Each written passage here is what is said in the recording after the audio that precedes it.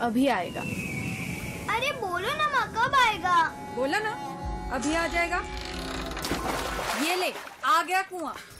अरे कुआं नहीं माँ, हमारे घर नल से जल कब आएगा? नल से जल? अरे गुड्डी, बहुत जल्दी आएगा पानी। जल जीवन मिशन आ चुका है। हम 1 कदम उठाएंगे तो सरकार 10 कदम उठाएगी। सच? तुम्हारे मुंह में घी शक्कर। घी शक्कर नहीं माँ, स्वच्छ जल। 2024 तक देश के सभी 19 करोड़ घरों में पहुंचेगा पीने का साफ पानी। अब होगा हर घर जल। जल जीवन मिशन, जल शक्ति मंत्रालय, भारत सरकार।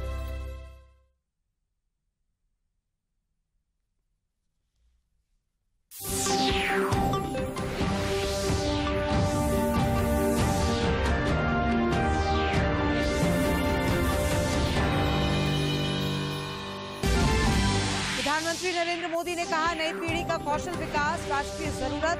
वाराणसी में कई विकास परियोजनाएं की जनता को समर्पित।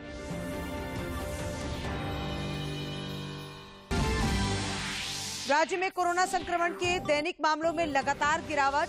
8 जिलों में सक्रिय मामले 10 से भी कम। पाकुड़, गिरिडीह और चतरा में एक भी मरीज उपचाराधीन नहीं।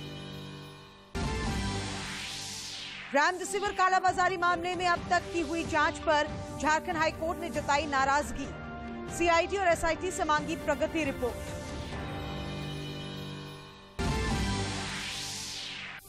और राजधानी रांची समेत राज्य भर में मानसून सक्रिय। 21 जुलाई तक हल्के से भारी बारिश की चेतावनी। कई जिलों के लिए येलो अलर्ट जारी।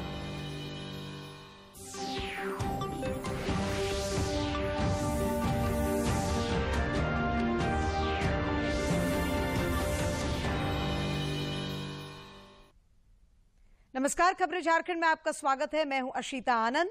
खबरों में आगे बढ़ने से पहले ये संदेश। देश भर में 18 वर्ष से अधिक आयु के सभी लोगों के लिए सरकारी केंद्रों में निःशुल्क टीकाकरण अभियान चलाया जा रहा है। दूरदर्शन आप लोगों से अपील करता है कि कोविड रोधी टीका जरूर लगवाएं। कोरोना महामारी के प्रति कोई भी लापरवाही ना बरतें। जब तक आवश्यक ना हो घर से बाहर ना निकलें और इन आसान उपायों का पालन करें। मास्क लगाएं, 2 गज की सुरक्षित दूरी बनाए रखें, बार बार हाथ धोएं और चेहरा साफ रखें। कोविड से संबंधित जानकारी और मार्गदर्शन के लिए राष्ट्रीय हेल्पलाइन काम कर रही है। इनके नंबर हैं 011-2397-8046 और 1075। इसके अलावा राज्य हेल्पलाइन नंबर 104 डायल कर समस्या का त्वरित समाधान लिया जा सकता है। और अब समाचार विस्तार से। प्रधानमंत्री नरेंद्र मोदी ने आज अपने संसदीय क्षेत्र वाराणसी में 1583 करोड़ रुपए की लागत की विभिन्न विकास परियोजनाओं का लोकार्पण और शिलान्यास किया। इस मौके पर उन्होंने कहा कि पिछले 7 वर्षों में स्वास्थ्य, कृषि, रोजगार, प्रौद्योगिकी सहित सभी क्षेत्रों में विकास का काफी काम हुआ है। प्रधानमंत्री ने कहा कि 2017 के बाद मेडिकल कॉलेजों की संख्या 4 गुना बढ़ी है।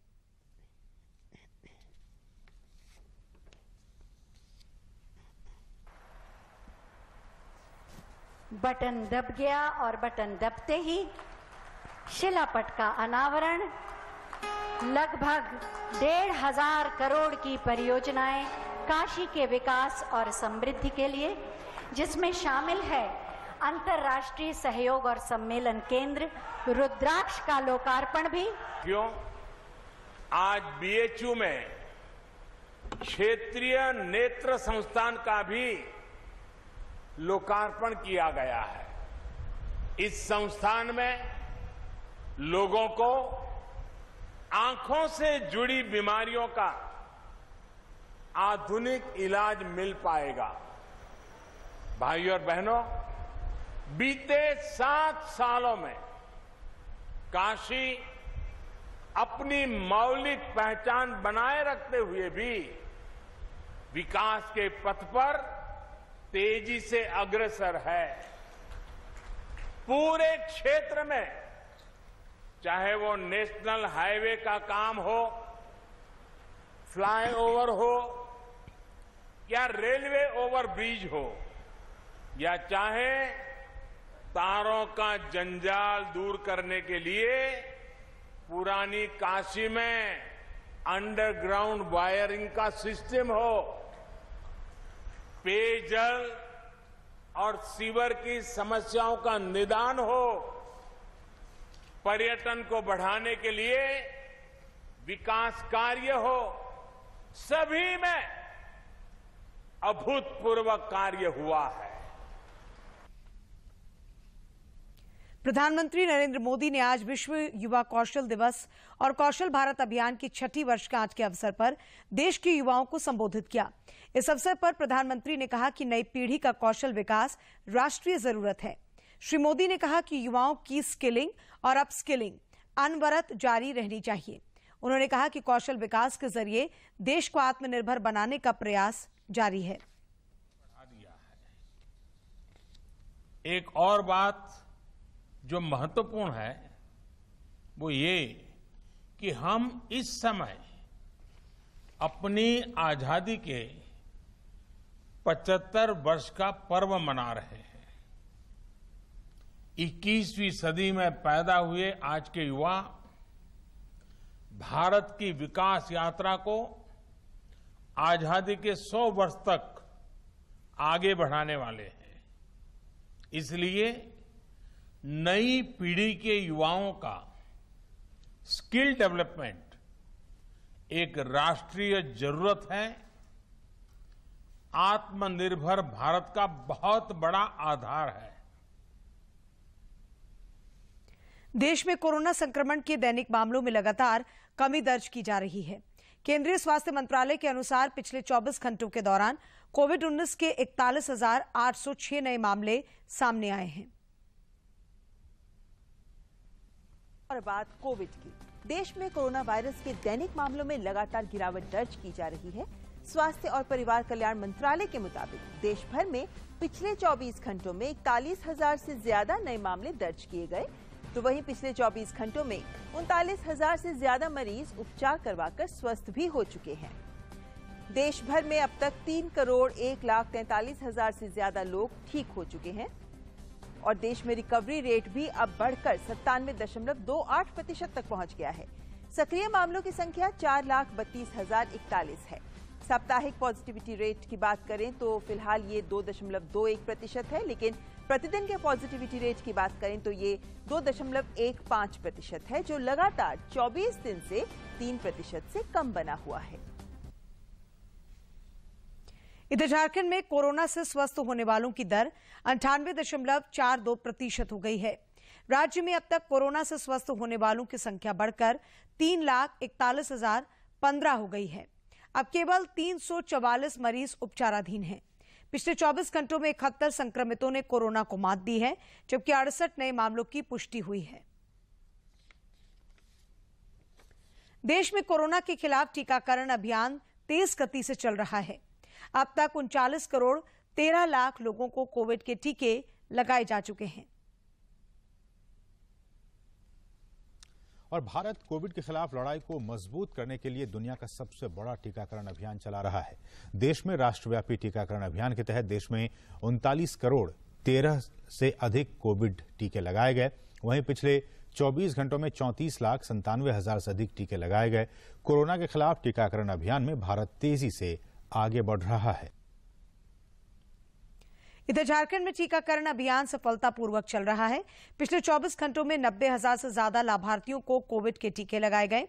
राज्य में अब तक 78,77,000 से ज्यादा लोगों को कोरोना का टीका लगाया जा चुका है। इस बीच राज्य को केंद्र की ओर से अगले 19 दिनों में 17,50,000 वैक्सीन उपलब्ध कराई जाएगी। इस सिलसिले में 4 अगस्त तक का शेड्यूल जारी कर दिया गया है। देश में जनजातीय समाज के बीच कोविड टीकाकरण और कोविड अनुकूल व्यवहार सुनिश्चित करने के लिए विशेष जागरूकता अभियान की शुरुआत की गई है। जनजातीय मामलों के केंद्रीय मंत्री अर्जुन मुंडा ने वर्चुअल माध्यम से इस अभियान का शुभारंभ करते हुए बताया कि इसके माध्यम से देश के जनजातीय बहुल गांवों में 50 लाख कोरोना वॉरियर्स बनाने का लक्ष्य रखा गया है। श्री मुंडा ने कहा कि देश में 10.5 करोड़ जनजातीय आबादी है और इस आबादी के बीच टीकाकरण को लेकर कई भ्रम फैलाए गए हैं। इस अभियान के माध्यम से न केवल उनका भ्रम दूर किया जाएगा, बल्कि आजीविका के बारे में भी जानकारी ली जाएगी। कोडरमा के उपायुक्त आदित्य रंजन ने आज सदर अस्पताल में निर्माणाधीन ऑक्सीजन प्लांट की प्रगति का जायजा लिया।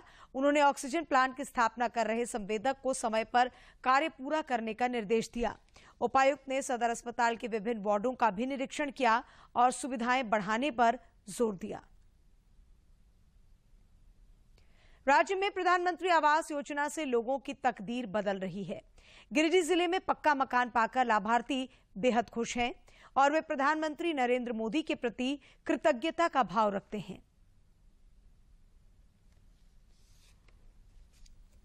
गिरिडीह नगर निगम क्षेत्र के हरसिंह रायडी मोहल्ला निवासी नरेश कुमार साव ने सपने में भी कभी नहीं सोचा था कि उनका अपना पक्का मकान होगा।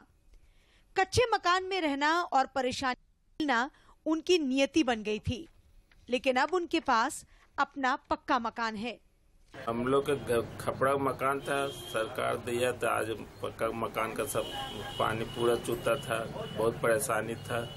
प्रधानमंत्री ओर से मिला घर तो हम लोग का आराम हो गया, सपना पूरा होने जा रहा है। महिला लाभुक रीता देवी भी अपना मकान पाकर फूले नहीं समा रही हैं।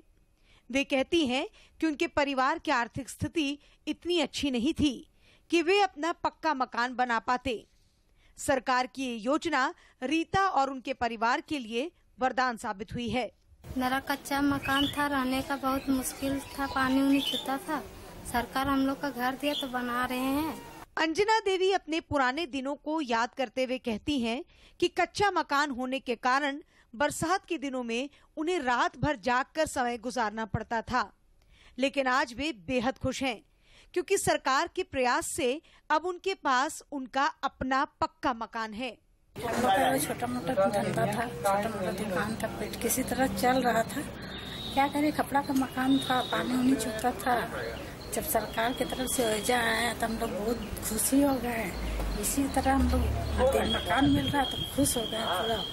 प्रधानमंत्री आवास योजना से लोगों को न केवल पक्की छत नसीब हुई है, बल्कि उनका रहन सहन भी बदला है। इस योजना ने उन्हें सम्मान से जीने का अवसर प्रदान किया है। गिरिडीह से रमेश प्रभाकर की रिपोर्ट। राजधानी रांची के नामकुम बागीचा में आज फादर स्टेन स्वामी की स्मृति में श्रद्धांजलि सभा का आयोजन किया गया। इस सभा में मुख्यमंत्री हेमंत सोरेन भी शामिल हुए। इस दौरान उन्होंने कहा कि झारखंड शहादत देने में पीछे नहीं रहा है। भगवान बिरसा मुंडा से लेकर फादर स्टेन स्वामी तक की शहादत को राज्य भुला नहीं सकता। मुख्यमंत्री ने कहा कि इस भौतिकवादी युग में आदिवासी समाज के विकास की रफ्तार काफी कम है, जिसे बढ़ाने की जरूरत है। राज्य के सभी 260 प्रखंडों में आज आजसू पार्टी का प्रखंड स्तरीय सम्मेलन संपन्न हुआ। इस दौरान पार्टी ने सामाजिक न्याय और विकास के संकल्प को दोहराया। साथ ही राज्य सरकार की वायदा खिलाफी को जनता के बीच लाने का भी संकल्प लिया। सम्मेलन के दौरान ये निर्णय लिया गया कि 8 अगस्त से आजसू पार्टी पूरे राज्य में सामाजिक न्याय मार्च की शुरुआत करेगी। खूंटी जिले के चंदवारा गांव में पठन पाठन सामग्री से वंचित जनजातीय बच्चों की मदद के लिए कई संगठन और लोग सामने आए हैं। राज्य के सीएसओ फोरम से जुड़े सामाजिक कार्यकर्ता बलराम जी और प्रेम शंकर के अलावे अन्नपूर्णा प्रेस के संचालक गोपाल मोदी ने इन बच्चों के लिए पाठ्य सामग्रियां उपलब्ध कराई हैं। पठन पाठन सामग्री पाकर बच्चे काफी उत्साहित हैं। इतना ही नहीं, दीपिका मिन्स, तनु, लिली, स्नेहा लकड़ा और मधु मिन्स जैसी लड़कियों ने गांव में ही कक्षा 1 से लेकर 9वीं तक के बच्चों को पढ़ाने का बीड़ा उठाया है। मुख्यमंत्री हेमंत सोरेन और मंत्री चंपई सोरेन की पहल पर दुमका के 32 श्रमिकों और उनके 5 बच्चों को मुक्त करा लिया गया है। सभी अपने गृह जिला लौट आए हैं। केरल से लौटे श्रमिकों ने घुटन भरी जिंदगी से मुक्ति मिलने पर प्रसन्नता व्यक्त की है। गौरतलब है कि ये श्रमिक पिछले महीने दुमका से केरल गए थे, जहां उनसे जबरन चाय बागान में काम कराया जा रहा था। ये मामला मुख्यमंत्री के संज्ञान में आते ही उन्होंने राज्य नियंत्रण प्रवासी कक्ष को श्रमिकों को मुक्त कराने का आदेश दिया।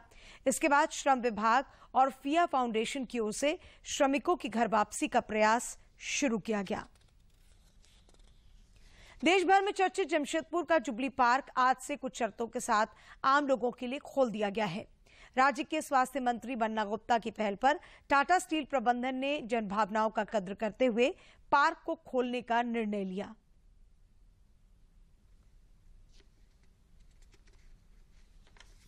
कोरोना संक्रमण काल से बंद पड़े जुबली पार्क को खोलने की मांग लगातार की जा रही थी। स्वास्थ्य मंत्री बन्ना गुप्ता, जिले के उपायुक्त सूरज कुमार, जुस्को के एमडी तरुण डांगा और जीएम कैप्टन धनंजय मिश्रा ने पार्क में मॉर्निंग वॉक पर आए लोगों का स्वागत किया। इस दौरान स्वास्थ्य मंत्री ने पार्क को साफ सुथरा और स्वच्छ बनाए रखने में लोगों से सहयोग का आग्रह किया। शहर कैसे साफ सुथरा हो, आम लोगों को कैसे सुविधाएं बहाल हो, लोग कैसे हेल्थ और वेल्थ के साथ रहें, उसी के क्रम में आज हम लोग आप देखते होंगे कि इतनी सुंदर व्यवस्था है इस शहर में और इतने सुंदर लोग हैं इस शहर के कि जो सुबह 5 साल के बच्चे से लेके 100 साल के बुजुर्ग तक निकल के स्वास्थ्य लाभ लेते हैं। स्वास्थ्य मंत्री ने बताया कि जुस्को के सहयोग से पार्क में जल्द ही ओपन जिम, योग शिविर, साइकिलिंग और स्केटिंग जैसी गतिविधियों की व्यवस्था की जाएगी। इसी में ओपन जिम और लोगों को साइकिलिंग, इवन लोगों के लिए जो है स्केटिंग के साथ योगासन वगैरह। और मैं तो निवेदन करूंगा एमडी जिसको और धनंजय मिश्रा जी से कि कुछ जो है यहाँ लोगों को योग वगैरह, मेडिटेशन, योग, इन चीज़ों पर भी कुछ अपने तरफ से प्रशिक्षित लोगों को एक समयबद्ध तरीके से, जैसे स्टूडेंट और मास्टर का रिश्ता होता है, उसी तरीके से उनको जोड़कर यहाँ एक व्यवस्था कायम की जाए। मौके पर मौजूद प्रबंध निदेशक तरुण डांगा ने बताया कि जुबली पार्क प्रत्येक दिन सुबह 5 बजे से 9 बजे तक और शाम में 4 बजे से 7 बजे तक खुला रहेगा। उन्होंने ये भी बताया कि पार्क में प्रवेश के लिए पहचान पत्र दिखाना जरूरी होगा। Park will be open from 5 a.m. in the morning to 9 a.m. in the morning। उसके बाद बंद रहेगा एंड शाम के समय 4 बजे से 7 बजे तक। जुबली पार्क के खुल जाने से स्थानीय लोगों में खुशी है। मॉर्निंग वॉकर्स क्लब ने इसके लिए स्वास्थ्य मंत्री बन्ना गुप्ता के प्रति आभार जताया और पार्क को स्वच्छ रखने में सहयोग का भरोसा दिया है। जमशेदपुर से राजेश लाल दास की रिपोर्ट। देवघर के उपायुक्त मंजूनाथ भजंत्री ने आज जिले में नवनिर्मित प्रेस क्लब का निरीक्षण किया। इस दौरान उन्होंने पत्रकारों को बताया कि एम्स भवन पूरी तरह से नहीं बन पाने के कारण वहां के विद्यार्थियों को रहने में काफी दिक्कतों का सामना करना पड़ रहा है। ऐसी स्थिति में फिलहाल कुछ महीनों तक उनके रहने की व्यवस्था प्रेस क्लब में ही की जा रही है।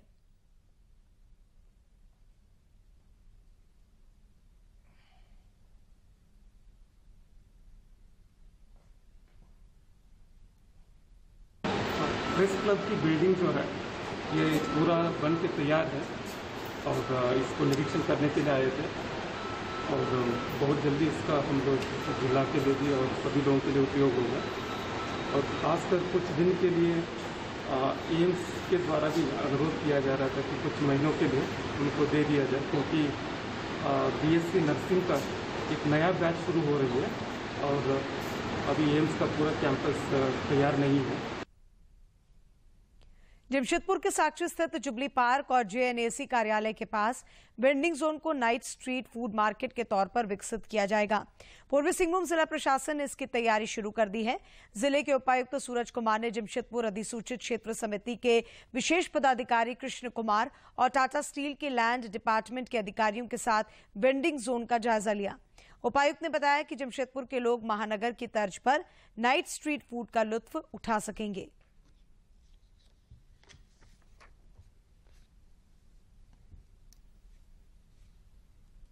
कोई वेंडिंग जोन नहीं है जो थोड़ा सा नीचे और लगातार जमशेदपुर में स्ट्रीट फूड का कल्चर है काफ़ी हद तक, और हम लोगों की कोशिश भी ये रही थी कि नाइट कल्चर हम लोग जमशेदपुर में थोड़ा प्रमोट करेंगे जैसे अन्य महानगरों में भी होता है।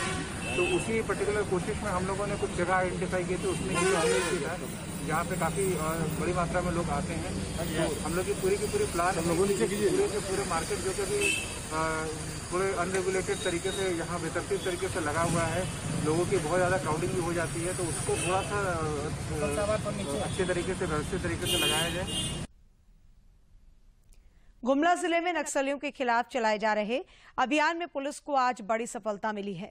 जिले के कुरुमगढ़ थाना क्षेत्र के केरागनी मरवा जंगल में हुई मुठभेड़ में पुलिस ने 15 लाख रुपए के इनामी नक्सली बुद्धेश्वर उरांव को मार गिराया। घटनास्थल से पुलिस ने एक AK-47 राइफल भी बरामद की है। मुठभेड़ के बाद क्षेत्र में सर्च अभियान जारी है। कोडरमा के उपायुक्त आदित्य रंजन ने आज विभिन्न प्रखंडों से आए लोगों की समस्याएं सुनी। उपायुक्त ने लोगों से प्राप्त आवेदनों पर त्वरित कार्रवाई के लिए संबंधित पदाधिकारियों को निर्देश भी दिए हैं। आपको बता दें कि इस विषय में निर्देश भी दे दिए गए हैं।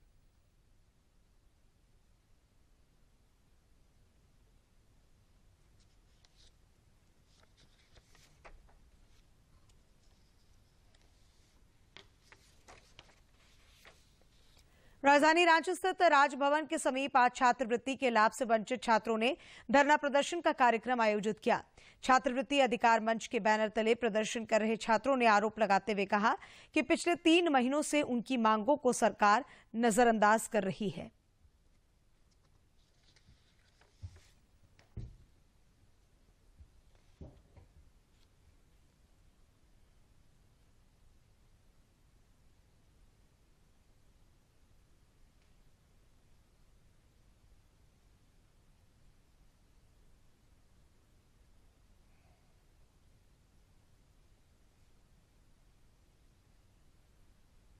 देने में शर्म आ रही है। एक कल्याण पोर्टल 10 फरवरी को बंद कर दिया गया, जिस वजह से कि बहुत सारे 75% स्टूडेंट स्कॉलरशिप से वंचित रह गए। अगर हम लोगों की इसको आप सभी देख रहे हैं कि लॉकडाउन 2 साल से लॉकडाउन नहीं चल रहा है, इसके बावजूद हम लोगों की आर्थिक स्थिति बहुत घटिया हो गई है। किसी तरह हम लोगों की शादी के लिए जो पैसे रखे जाते हैं ना, उनसे ट्रीटमेंट हो रहा है। सरकार हमें छात्रवृत्ति नहीं दे रही है। ये बीएड के छात्र हैं, जो छात्रवृत्ति हमें दी जाती है, ये 10 फरवरी को ई पोर्टल बंद हो जाने से ये हमें नहीं मिल रही है और हमें आवेदन भी हम लोग नहीं कर पा रहे। 4,500 बीएड के स्टूडेंट और अदर तो बहुत सारे स्टूडेंट अफेक्टेड है। इसीलिए हम लोग लगातार 3 महीना से अपने लोकल विधायक को, चंपा सोरेन को लगातार हम लोग मांग पत्र सौंपे, ये लेकिन पानी सर से चढ़ चुकी है। आज हम लोग को सड़क पे उतरने के लिए मजबूर किया गया। लोहरदगा के उपायुक्त दिलीप कुमार टोप्पो ने आज यूनिफाइड कमांड की बैठक की। इस दौरान नक्सल प्रभावित क्षेत्रों में चल रही योजनाओं की समीक्षा की गई। बैठक में जिले के सुदूरवर्ती केकरांग में हेलीपैड निर्माण के लिए अग्रतर कार्रवाई करने का निर्देश दिया गया। इसके अलावा कई सड़कों और पुल पुलियों के निर्माण को 15 दिनों के भीतर पूरा करने का निर्देश उपायुक्त ने दिया। राजधानी रांची समेत पूरे राज्य में मानसून सक्रिय है। हालांकि जुलाई महीने में जून की अपेक्षा कम बारिश दर्ज की गई है। मौसम पूर्वानुमान में बताया गया है कि 21 जुलाई तक आसमान में बादल छाए रहेंगे और राज्य के कई हिस्सों में हल्के से मध्यम दर्जे की बारिश हो सकती है। कई स्थानों पर भारी बारिश की चेतावनी दी गई है और वहां के लिए येलो अलर्ट जारी किया गया है। ओलंपिक पदक विजेता और विश्व चैंपियन बैडमिंटन खिलाड़ी पीवी सिंधु टोक्यो ओलंपिक में अपने अभियान की शुरुआत 25 जुलाई से करेंगी।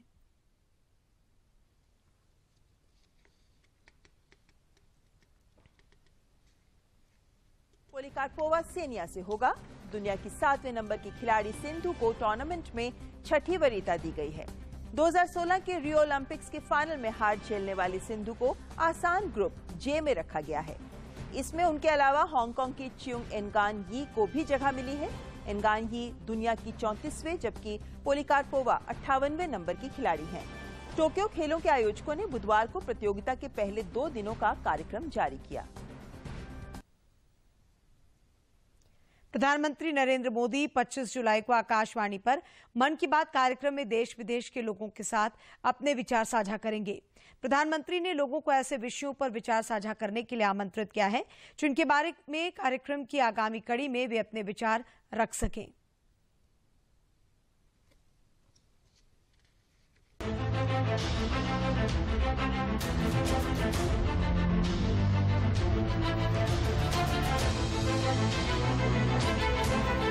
मन की बात। माननीय प्रधानमंत्री श्री नरेंद्र मोदी भारत की जनता से साझा करेंगे अपने मन की बात रविवार 25 जुलाई सुबह 11 बजे। आप भी माननीय प्रधानमंत्री के मन की बात का हिस्सा बन सकते हैं। इसके लिए आप अपने सुझाव 22 जुलाई तक टोल फ्री नंबर 1800-117800 पर रिकॉर्ड कर सकते हैं या माईगॉव के ओपन फोरम में पोस्ट कर सकते हैं। तो याद रखें, रविवार 25 जुलाई सुबह 11 बजे मन की बात। दूरदर्शन झारखंड पर पल पल की खबरों से जुड़े रहने के लिए आप हमारे social media platform Twitter, Facebook और यूट्यूब से जुड़ सकते हैं, क्योंकि खबरों से जितना बाखबर रहना जरूरी है, उससे ज्यादा जरूरी है सटीक, संतुलित और निष्पक्ष समाचार। हमारा ट्विटर हैंडल और फेसबुक पेज है डीडी न्यूज झारखंड। आप हमें YouTube channel Jharkhand DD news पर भी देख और सुन सकते हैं। कोरोना का खतरा अभी टला नहीं है। दूरदर्शन झारखंड आप सबों से अपील करता है कि आप खुद भी मास्क पहनें तथा दूसरों को भी मास्क पहनने के लिए प्रेरित करें और सामाजिक दूरी के दिशा निर्देशों का पालन करें। मास्क के उपयोग को लेकर सभी के सहयोग से मास्क अप इंडिया अभियान की शुरुआत हुई है, जो डीडी न्यूज और उससे जुड़े सोशल मीडिया प्लेटफॉर्म पर जारी रहेगा।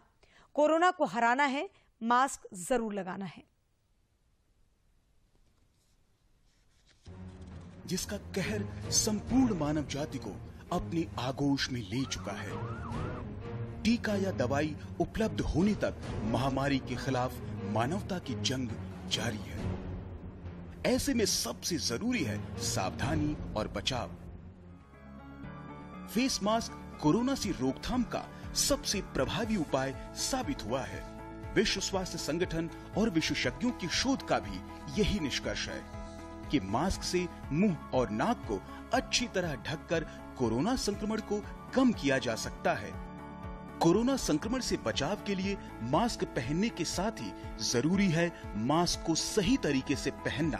बहुत से लोग मास्क से नाक और मुंह को सही तरीके से नहीं ढकते हैं, जिससे संक्रमण का खतरा बना रहता है। बिना मास्क या फेस कवर के घर से बाहर निकलने की अभी कल्पना करना भी सही नहीं है। जुड़िए डीडी न्यूज की खास मुहिम मास्क अप इंडिया के साथ। मास्क पहने और अपने मुंह और नाक को अच्छी तरह ढकें। अपने परिवार के सदस्यों और दोस्तों को मास्क पहनने के लिए कहें। Mask up India, mask up India. DD news के माध्यम से सबको बताना है, कोरोना को हराना है, मास्क जरूर लगाना है। Mask up India, mask up India, mask up India.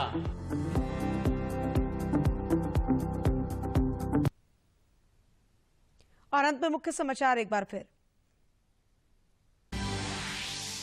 प्रधानमंत्री नरेंद्र मोदी ने कहा, नई पीढ़ी का कौशल विकास राष्ट्रीय जरूरत।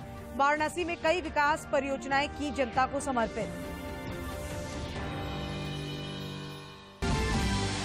राज्य में कोरोना संक्रमण के दैनिक मामलों में लगातार गिरावट। 8 जिलों में सक्रिय मामले 10 से भी कम। पाकुड़, गिरिडीह और चतरा में एक भी मरीज उपचाराधीन नहीं। रेमडेसिविर कालाबाजारी मामले में अब तक की हुई जांच पर झारखंड हाईकोर्ट ने जताई नाराजगी। सीआईडी और एसआईटी से मांगी प्रगति रिपोर्ट।